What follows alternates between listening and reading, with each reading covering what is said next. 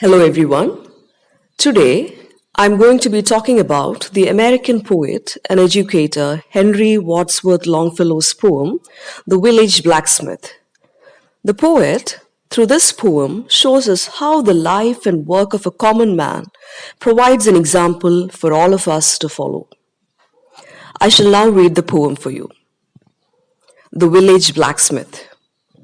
Under a spreading chestnut tree, the village smithy stands. The smith, a mighty man is he, with large and sinewy hands, and the muscles of his brawny arms are strong as iron bands. His hair is crisp and black and long, his face is like the tan. His brow is wet with honest sweat, he earns whatever he can, and looks the whole world in the face, for he owes not any man. Week in and week out, from morn till night, you can hear his bellows blow. You can hear him swing his heavy sledge with measured beat and slow, like a sexton ringing the village bell when the evening sun is low. And children coming home from school look in at the open door. They love to see the flaming forge and hear the bellows roar, and catch the burning sparks that fly like chaff from a threshing floor. He goes on Sunday to the church and sits among his boys. He hears the parson pray and preach. He hears his daughter's voice singing in the village choir, and it makes his heart rejoice. It sounds to him like her mother's voice singing in paradise. He needs must think of her once more, how in the grave she lies, and with his hard rough hand he wipes a tear out of his eye. Toiling, rejoicing, sorrowing, onward through life he goes. Each morning sees some task begin, each evening sees it close. Something attempted, something done, has earned a night's repose. Thanks, thanks to thee, my worthy friend, for the lesson thou hast taught. Thus, at the flaming forge of life, our fortunes must be wrought. Thus, on its sounding anvil shaped, each burning deed and thought. The first stanza gives us a description of the appearance of the village blacksmith. Who is a blacksmith? What does he do? A blacksmith is a metalsmith who creates objects from iron or steel by forging the metal. The place where a blacksmith works is called by different names like a smithy, a blacksmith shop, etc. The first two lines in the first stanza tells us where the blacksmith's smithy is. His smithy or workshop is right under the huge chestnut tree in the village. A chestnut tree is a tall tree with broad leaves and reddish-brown nuts. So it's under the tall chestnut tree in the village that a blacksmith's smithy is situated. The first stanza then goes on to describe how the blacksmith looks. The poet tells us that he is a mighty man. Mighty means very strong. Our blacksmith is a very strong man with very, very strong hands. His arms, the poet says, are as strong as a metal iron he works with. His hands are sinewy and his arms brawny. Sinewy means having strong muscles. Brawny, B-R-A-W-N-Y. Brawny too has almost a similar meaning. It means muscular, strong, etc. What we need to understand from the first stanza is that a blacksmith is a strong man as far as his physical strength is concerned. His hands are stronger than usual, and the poet uses the poetic device called simile to compare his hands to iron bands. His strong body is a result of his hard work, the work that he does as a blacksmith.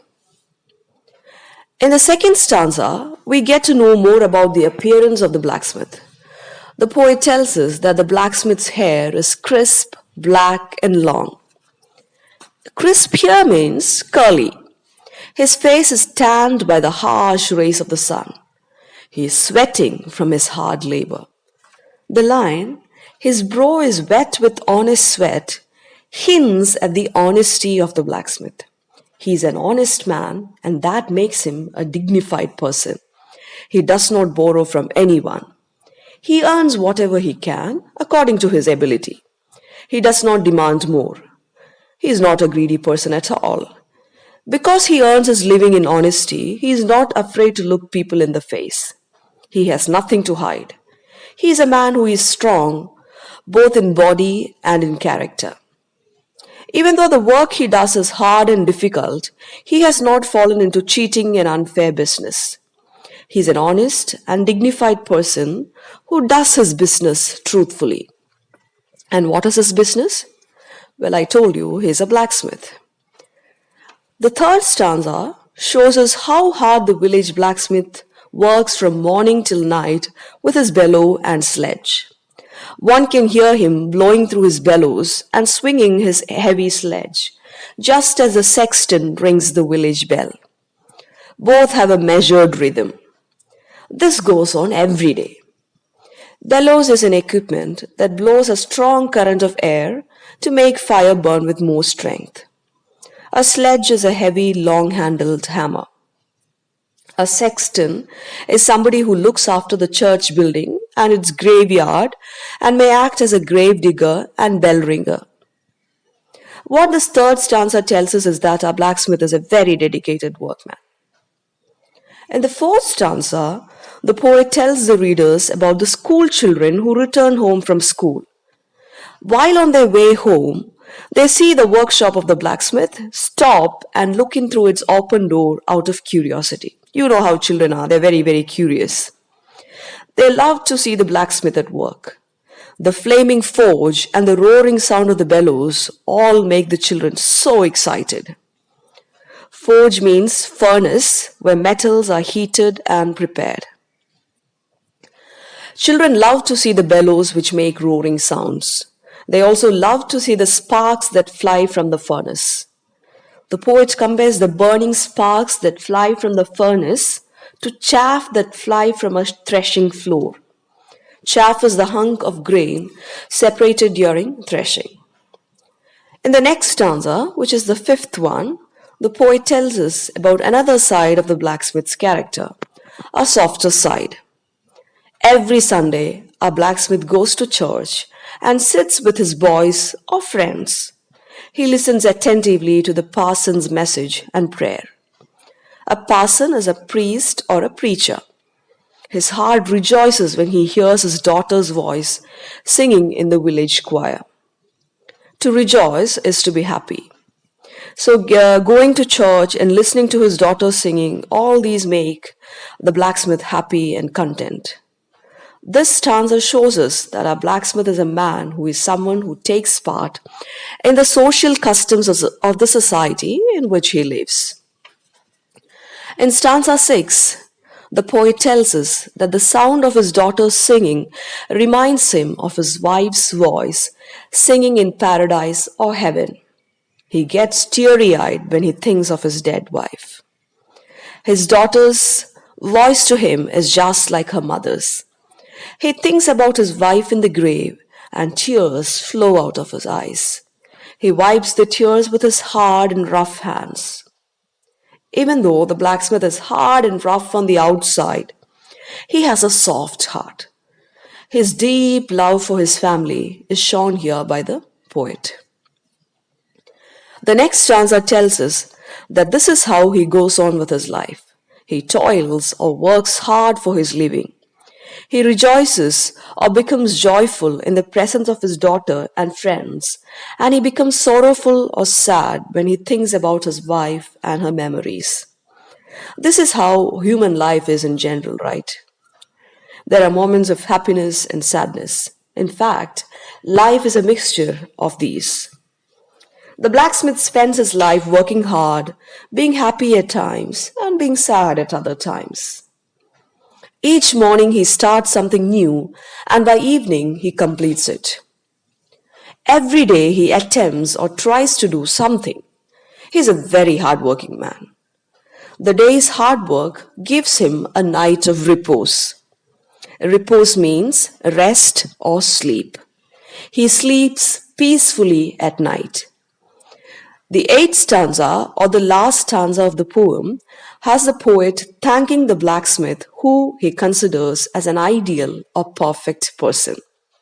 The poet thanks the blacksmith for the lesson that he has taught the poet and thereby the readers.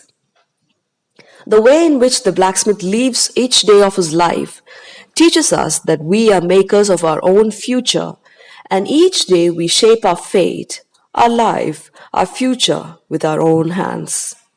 The poet tells us that we should learn the lesson of hard work and determination from the village blacksmith and understand that it is hard work and hard work alone that can build our future. This world is like an anvil. Do you know what an anvil is? An anvil is a heavy iron block used in the blacksmithing trade as a surface upon which metal can be struck and shaped. So the world is like an anvil on which we shape our deeds and thoughts. Deeds are actions. Our fortunes are wrought or made on the anvil of life. The poem, The Village Blacksmith, is a beautiful and meaningful one. It tells us how a common and ordinary blacksmith turns out to be the model of a beautiful and meaningful life. The blacksmith, through his life and work, tells us that we can always be happy and strong wherever we are and whatever we do.